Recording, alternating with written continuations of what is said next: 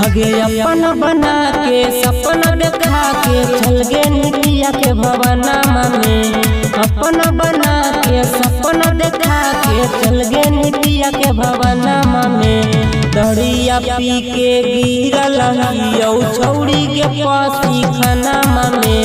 दरिया पी के गिरल हियौ छौड़ी के पासी खाना में। छोड़ी के खाना पीना मुँह लगैले रहियौ लबनमा में। छोड़ी के खाना पीना मुँह लगैले रहियौ लबनमा में। दरिया पी के गिरल हियौ छौड़ी के पासी खाना में। दरिया पी के गिरल हियौ छौड़ी के पासी खाना में।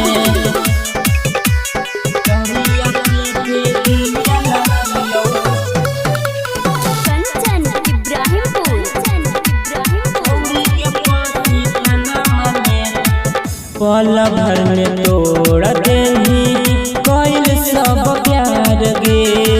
तड़िए तहबौ हमर जिए के आधार गे।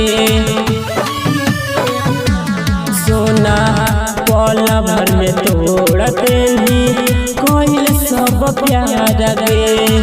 तड़िए तहबौ हमर जिए के आधार गे। सुना करी के बगिया हमर खिल गे नितिया के अंगनमा में।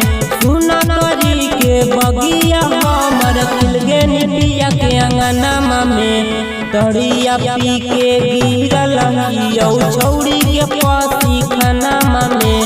दरिया पी के गिरल हियौ छौड़ी के पासी खाना में।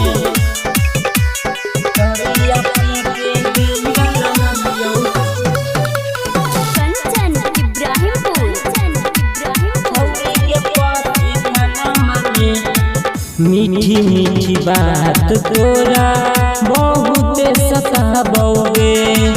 पियो हियो तड़िया जब याद तोरा आबोगे।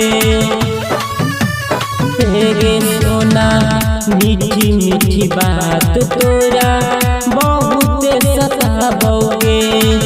पियो हियो तड़िया जब याद तोरा आबोगे। गुड्डू दीवाना के आबो हकी रातियों के सपना में। ऋतिक प्रेमी के आबो हकी रातियों के सपना में। तड़िया पी के गिरल हियौ छौड़ी के पासी खाना में।